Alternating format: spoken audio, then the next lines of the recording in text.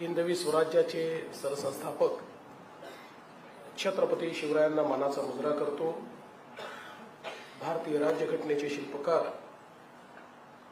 Bharat Ratna doctor Babasaheb Ambedkar यांना मानवंदना अर्पित करतो।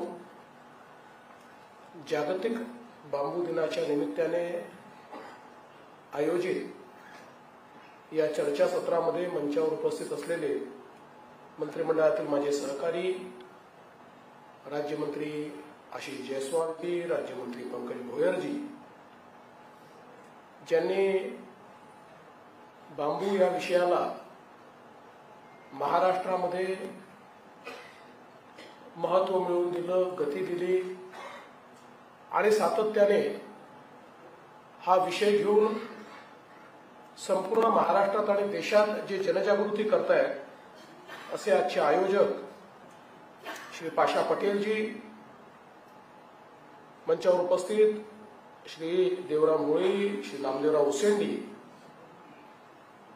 या ठिकाणी विशेषत्वाने उपस्थित असलेले डॉक्टर मनोज नरदेव सिंह जी, श्री अनिल ओरसकर जी, श्री दिनेश शर्मा जी, श्री खगेन बोरा जी, मंचासमोरील सर्व मान्यवर, उपस्थित सर्व शेतकरी बंधू आणि उपस्थित सर्व भगिनी आणि बंधूंनो, मी पाशाभाईंचं अतिशय मनापासून अभिनंदन करेन की त्यांनी गेले काही वर्ष बांबू या विषयाला स्वतःला वाहून घेतलं आणि त्यांच्यामुळेच महाराष्ट्र शासनामध्ये बांबू धोरणाकरता, बांबू करता विविध योजनांकरता एक दिशा मिळाली।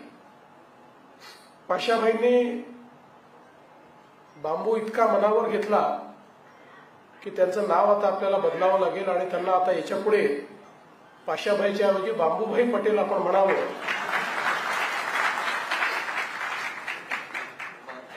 बाबूभाई असतात तसे बांबूभाई पटेल आहेत, त्यामुळे मला असं वाटतं की आपण सगळ्यांनी ते म्हणावं अशी आपल्याला विनंती करतो। खरं म्हणजे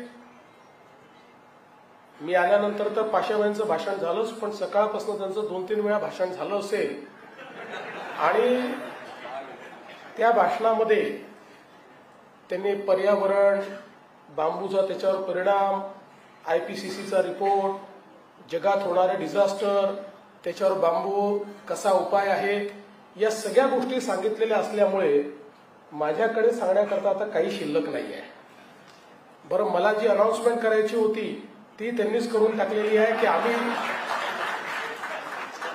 आम्ही बांबूची पॉलिसी आणतो, इंडस्ट्रियल पॉलिसी, ती अनाउन्समेंट त्यांनी करून टाकली आहे। बरं, कॅबिनेट मधले विषय बाहेर सांगता येत नाही, त्यांनी तारखेसहित सांगून दिलेले आहे। त्यामुळे आता तसं काही फार बोलण्यासारखं राहिलेलं नाही, पण गमतीचा भाग जरी आपण दूर ठेवला तरी मला या गोष्टीचा खरोखर आनंद आहे की इतक्या मोठ्या प्रमाणात बांबूला एक प्रकारे लोकचळवळीमध्ये परिवर्तित करण्याचं काम या ठिकाणी पाशाभाईंनी केलं। आणि आज मंचावर बसलेली जी सगळी मंडळी आहे यांनी बांबूच्या क्षेत्रामध्ये केलेलं कार्य असेल आणि भविष्यात बांबूच्या क्षेत्रामधल्या ज्या काही संभावना आहेत त्या संदर्भातलं मार्गदर्शन असेल, या सगळ्या गोष्टी मला असं वाटतं अत्यंत महत्वाच्या आहेत। मुळातच बांबूच्या संदर्भात एकीकडे जागृतीची आवश्यकता आहे आणि दुसरीकडे पॉलिसीची आवश्यकता आहे। जागृतीचा विषय हा पाशाभाई सांभाळतील आणि पॉलिसीचा विषय मी आहे, आशिष जयस्वाल आहेत, पंकज भोयर आहेत, आम्ही हा निश्चितपणे सांभाळू। आणि मला असं वाटतं की यातनं आपण निश्चितपणे शेतकऱ्याच्या जीवनामध्येही क्रांती आणू शकतो। आज आपण जर बघितलं तर साधारणपणे आमचा जो शेतकरी आहे या शेतकऱ्याला वातावरणाच्या बदलातल्या जो काही परिणाम आहे त्याला सारखं सामोरं जावं लागतं। एखादा वर्ष हे अवर्षणाचं येतं, त्याच्यामुळे शेतकऱ्याचं नुकसान होतं। आता यावर्षी समाधानकारक पाऊस झाला, पण तो पाऊस होता होता इतका वाढला की जवळपास 20 लाख हेक्टरवरची जी काही पिकं होती ही पिकं त्या ठिकाणी पावसामुळे नष्ट झाली. आणि म्हणून आपल्याला हा विचार करावा लागेल की पर्यावरण संतुलनाकरता आपल्याला काय करता येईल. क्लायमेट चेंजचे जे काही परिणाम आहेत ते परिणाम मिटिगेट करण्याकरता आपल्याला काय करता येईल. आणि मग त्याकरता एक व्यापक स्तरावर ग्रीन हाऊस गॅसेस कमी करणं, प्लांटेशन करणं, सस्टेनेबिलिटी आणणं हे तर आहेच, पण सामान्य शेतकऱ्याकरता एक सस्टेनेबल क्रॉप म्हणून आपण बांबूकडे पाहू शकतो. कारण जसं आपल्याला माहिती आहे की साधारणपणे आमचा ऊसाचा जो शेतकरी आहे हा शेतकरी याकरता समाधानी असतो की ऊस एकदा लावला तर अतिवृष्टीचा फार परिणाम त्याच्यावर होत नाही. एकदा लागला की तो त्याला जे काही त्याचे रिअलायझेशन आहे तो देत असतो. पण बाकी आपली जी पिकं आहेत त्या पिकांमध्ये सोयाबीन आहे, कापूस आहे, याच्यामध्ये पावसाचा खूप परिणाम होतो. पण बांबू देखील असं एक पीक आहे की जे सस्टेनेबल पीक आहे. या ठिकाणी जर बांबूसारखं पीक आपण त्या ठिकाणी घेतलं आणि बांबूची लागवड केली तर त्यातनं वातावरणाच्या बदलाचा जो परिणाम शेतीवर होतो आहे तो परिणाम आपल्याला निश्चितपणे दूर करता येईल. आणि म्हणून या दृष्टीने ही बांबूची लागवड जी आहे ही अत्यंत महत्वाची आहे. आणि आता खरं म्हणजे आपल्याला कल्पना आहे की महाराष्ट्र सरकारने तर नरेगाच्या माध्यमातून खूप चांगली योजना या ठिकाणी सुरू केली है. मी तर इथे जे काही जो साइंटिस्ट सारे यहाँ पर बैठे हुए हैं, मैं तो उनसे निवेदन करना चाहता हूं कि अब हम लोगों को बांबू की एक ऐसी वेराइटी ढूंढनी चाहिए कि जो 2 साल में आती है. अभी 3 साल लगते हैं, लेकिन अगर हम 2 साल वाली लाएंगे तो किसानों के लिए ज्यादा आसान होगा, क्योंकि उसका रियलाइजेशन थोड़ा फास्ट होगा. तो मुझे ऐसा लगता है कि अब जब आप लोगों ने इतनी वेराइटी ढूंढी है, लंबे बांबू, बड़े बांबू, मजबूत बांबू, इतने प्रकार के बांबू आप लोगों ने ढूंढे हैं, तो अब ऐसा भी बांबू की एक वैरायटी आप लोग ढूंढे कि जो 2 साल में हमारे किसानों को पैसा देना अगर शुरू करे तो मुझे लगता है कि किसान बहुत तेजी से बांबू की ओर परिवर्तित होंगे और बांबू की ओर हमारे किसान जाएंगे. एक इसमें महत्व का ये है कि हम लोग किसानों को बांबू की ओर जाने के लिए एक इकोसिस्टम तैयार करें. जैसे हम बांबू की वैरायटीज उनको दे, सैपलिंग्स उनको दे, नरेगा से पैसा उनको दे, ये तो एक चीज महत्व की है ही. और उसके साथ साथ हम लोग एक मार्केट तैयार करें, ये भी बहुत महत्व का है. आज मार्केट है लेकिन वो बहुत स्कैटर्ड मार्केट है. आज एकात्मिक इस प्रकार का इंटीग्रेटेड मार्केट हमारे किसानों को नहीं है, इसलिए उसको डर लगता है कि मैंने बांबू लगाया तो आगे क्या होगा. और अभी हमारे किसान जो बता रहे थे वो वीडियो को तो मैं इंजेक्शन दे दूंगा, वो प्रॉब्लम नहीं है. वो इसमें का सबसे छोटा प्रॉब्लम है. वीडियो को इंजेक्शन जो देना है वो तो आपको मालूम है मेरा इंजेक्शन कैसा है, इसलिए आपको उसकी चिंता करने की जरूरत नहीं है. तो वो तो मैं दे दूंगा, वो बड़ा प्रॉब्लम नहीं है. लेकिन एक सस्टेनेबल मार्केट ये बांबू को मिले, इस प्रकार का हम लोगों को प्रयास करना होगा. और अभी जो हम पॉलिसी लाएंगे उस पॉलिसी में हम लोग इसका विचार करेंगे. जैसा मैंने कहा कि आज हमारे जो थर्मल पावर प्लांट है, ये थर्मल पावर प्लांट ये बांबू के लिए बहुत ही कैप्टिव फ्यूल के रूप में हम लोग उसका इस्तेमाल कर सकते हैं. और उसके लिए हम लोग मुझे ऐसा लगता है कि एक अच्छा रियलाइजेशन भी किसानों को दे सकते हैं. इसलिए आने वाले दिनों में मुझे ऐसा लगता है कि जहां हमारे पावर प्लांट्स हैं उन जिलों में हम लोग बांबू स्टेट्स तैयार कर सकते हैं क्या, इसका हम विचार करेंगे, ताकि उन बांबू स्टेट्स में हम लोग एश्योर्ड मार्केट देंगे. और मैं तो इससे आगे जाकर कहने को तैयार हूं कि एक हम बृहद प्लान तैयार करें. तो जैसे नरेगा से हम मदद करते हैं वैसे ही हम लोग हमारी जो ये महानिर्मित कंपनी है उस कंपनी से भी किसानों को मदद करेंगे बांबू लगाने के लिए. उसका जो सारा संगोपन करना है और बाकी चीजें जो करनी है इसका एक एक्शन प्लान हम तैयार करेंगे और एश्योर्ड उसकी कीमत हम तय करके देंगे. उस कीमत पर हम उसको खरीदेंगे, ताकि किसानों के सामने जो एक प्रश्न होता है कि भाई हम अगर करें भी इसको, घास को उगाए भी, बांबू को उगाए भी, तो इसमें से क्या होगा. तो निश्चित रूप से उसका भी हम लोग विचार आने वाले दिनों में निश्चित रूप से कर सकते हैं. उसकी पॉलिसी भी हम लोग जो हमारा पावर डिपार्टमेंट है उस पावर डिपार्टमेंट के थ्रू उसकी भी एक पॉलिसी जो है हम निश्चित रूप से बनाएंगे. और इसके साथ साथ इस इकोसिस्टम को अगर धीरे धीरे हम डेवलप करेंगे तो मैं आपको आश्वस्त करता हूं कि हमारे सरकार के प्रोक्योरमेंट में हम लोग बांबू से बनी हुई चीजों को एक प्रकार से वरीयता देना, उसको प्रेफरेंस देना, ये भी हम लोग करने के लिए तैयार है. ताकि हम बाम्बू का ज्यादा से ज्यादा उपयोग, बाम्बू का ज्यादा से ज्यादा मार्केट तैयार कर पाए। लेकिन आप ये जानते हैं कि ये डिमांड और सप्लाई, ये दोनों को मैच करना पड़ेगा। हम लोग मार्केट तैयार करेंगे तो उसका सप्लाई की साइड को भी हम लोगों को देखना पड़ेगा, नहीं तो डिमांड साइड बढ़ा दी और सप्लाई साइड नहीं रही तब भी फिर धीरे धीरे इस प्रकार का मिशन जो है वो फेल होता है। तो मुझे लगता है कि ये दोनों को मैच करके अगर हम लोग ठीक ढंग से इसका विचार करेंगे तो एक अच्छी इकोसिस्टम इसकी हम लोग निश्चित रूप से तैयार कर पाएंगे। और साथ साथ आज हम लोग ऐसा भी विचार कर सकते हैं कि हम लोग जैसे कई बार प्लांटेशन करते समय अलग अलग प्रकार से 2-3 चीजों का एक साथ प्लांटेशन करते हैं, ऐसे बाम्बू के साथ नेपियर ग्रास, ऐसा कुछ हम लोग कर सकते हैं क्या?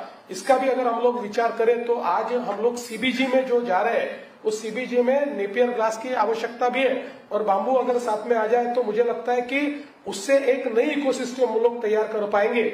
और आज जो हम लोग सस्टेनेबिलिटी की बात करते हैं तो उसमें अल्टीमेटली जो हमारी पावर रिक्वायरमेंट है, जो हमारी फ्यूल रिक्वायरमेंट है, यही रिक्वायरमेंट सबसे बड़ी है कि जो आज सबसे ज्यादा पोल्यूशन भी करती है और जो अगर हम लोग उसका एक रिप्लेसमेंट करें तो भारत जैसे देश को हमारा जो विदेशी पैसा है, मुद्रा है, उसको भी हम लोग इसके माध्यम से बचा सकते हैं। मुझे अभी मैं बैठा था तो पूरे देश भर की जानकारी हमारे पाशा पटेल जी दे रहे थे कि देश में कितनी वेस्ट लैंड है, उस पर कितना प्लांटेशन हो सकता है, उसमें से कितना फ्यूल तैयार हो सकता है। पाशा जी देश का तो मुझे मालूम नहीं, मोदी जी वो पक्का देख रहे हैं, मोदी जी ने ही बाम्बू का मिशन शुरू किया है तो देश में तो वो चलेगा। लेकिन महाराष्ट्र में हम लोग जरूर वेस्टलैंड को मैप करके और उसको हम बाम्बू प्लांटेशन में कैसे लाए। और हमारे आशीष जी यहाँ पर है, हमारे नागपुर जिले में आशीष जी ने और बावनकुड़े जी ने वेस्टलैंड का मैपिंग शुरू किया है बाम्बू प्लांटेशन के लिए। तो हम लोग पूरा गवर्नमेंट का जो वेस्टलैंड है, जो गवर्नमेंट में निहित है, प्राइवेट तो छोड़ दीजिए, जो गवर्नमेंट में निहित है ऐसी जितनी वेस्टलैंड है उसका मैपिंग हम लोग कर रहे हैं। उसको मैपिंग करके और उस पर हम लोग किस प्रकार से बाम्बू लगाए, इस प्रकार का प्रयास भी हम लोग निश्चित रूप से करेंगे। मैं आज के इस मौके पर आपको इतना ही कहना चाहता हूं कि ये एक बहुत महत्वपूर्ण विषय आपने हाथ में लिया है। और सबसे महत्व की बात यह है कि जब से हमारे प्रधानमंत्री जी ने बाम्बू को ग्रास का दर्जा देकर और बाम्बू को एक प्रकार से इंस्पेक्टर राज से मुक्त किया है, तब से बाम्बू के लिए असीमित संभावनाएं खड़ी हुई है। इन असीमित संभावनाओं को हम लोग लाइवलीहुड में कैसे बदले, इसका प्रयास हमको करना होगा। अब मैं पूछ रहा था पाशा जी को, मैंने कहा कि हमने तय किया है कि चूंकि हमारा गढ़चिरौली ये अब नेक्स्ट स्टील कैपिटल के रूप में विकसित हो रहा है और नेक्स्ट स्टील कैपिटल करते समय हम लोगों को सस्टेनेबिलिटी का भी ध्यान रखना है, तो हम लोगों ने तय किया कि गढ़चिरौली में हम 5 करोड़ पेड़ लगाने वाले हैं। तो मैंने कहा उसके साथ साथ आप कितना बाम्बू प्लांटेशन करोगे, ये मैंने पाशा जी को पूछा। उन्होंने कहा पूरा हमको ही दे दीजिए, हम बाम्बू प्लांटेशन ही करेंगे। हम ऐसा नहीं करेंगे, आपको भी बाम्बू प्लांटेशन का तो हम आपको देंगे, लेकिन वहां की बायोडायवर्सिटी जो है उस बायोडायवर्सिटी के हिसाब से हमको 5 करोड़ का प्लांटेशन करना है। तो उस प्लांटेशन में बाम्बू ये भी एक मैं ऐसा मानता हूं कि एक महत्वपूर्ण इस प्रकार का विषय रहेगा कि जो वहां पर आने वाले स्टील प्लांट्स के लिए एक प्रकार से फ्यूल का भी काम करेगा। हम तो ये प्रयास कर रहे हैं कि हम लोग गैस भी वहां कैसे ले पाए, तो हम लोग नेचुरल गैस को बाहर से लाकर वहां पर ये जो स्टील है इसको ग्रीन स्टील कैसे कर पाए, इसका प्रयास हम लोग कर रहे हैं। लेकिन उसके साथ साथ अगर हम लोग बाम्बू के माध्यम से हम पैलेट्स तैयार करते हैं, फ्यूल तैयार करते हैं, तो उसका एक बहुत फायदा होगा, क्योंकि हम सब लोग जानते हैं कि दुनिया में ग्रीन स्टील के लिए एक बहुत निश मार्केट है, एक बहुत अच्छा मार्केट है, एक ऐसा मार्केट है कि जो मुझे ऐसा लगता है हम लोग धीरे धीरे कैप्चर कर सकते हैं। तो उस दृष्टि से भी हम लोग निश्चित रूप से काम करेंगे। और मैं आपको आश्वस्त करना चाहता हूं कि महाराष्ट्र के सारे जिलों में जो हमने बाम्बू मिशन तैयार किया है उसको मिशन मोड पर हम लोग इस मिशन को लागू करें, इस प्रकार का प्रयास निश्चित रूप से हम करेंगे।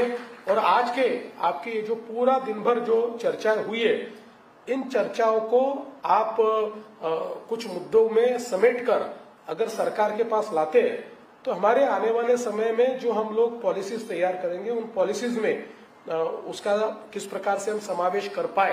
क्योंकि मैं ये जानता हूं कि जब कोई इमर्जिंग सेक्टर होता है तो इमर्जिंग सेक्टर में एक्सपीरियंस से ही हमको पता चलता है कि पॉलिसी चेंजेस क्या होने चाहिए।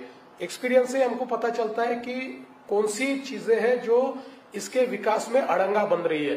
तो ऐसी सारी चीजें, और आज दिन भर के आपके इस सारे मंथन में जो चीजें आपके सामने आई होगी, आप जरूर उसका एक ज्ञापन अगर सरकार के पास लाए तो मैं आपको आश्वस्त करना चाहता हूं कि निश्चित रूप से हम उस ज्ञापन को गंभीरता के साथ लेंगे और उससे जो आवश्यक बदलाव करने वो बदलाव भी हम लोग करेंगे।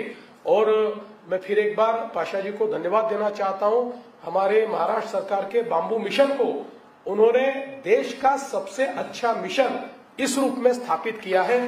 तो ये मैं मानता हूं कि निश्चित रूप से एक बहुत ही महत्वपूर्ण इस प्रकार की बात है। और मंच पर बैठे हुए सभी लोग जो है, ये सभी लोग इन्होंने जो जो सुझाव यहाँ पर दिए हुए, उन सुझावों को हम निश्चित रूप से अमल में लाएंगे। इतना कहते हुए आप सभी लोगों को मैं बहुत बहुत शुभकामनाएं देता हूं और अपने शब्दों को विराम देता हूं। धन्यवाद।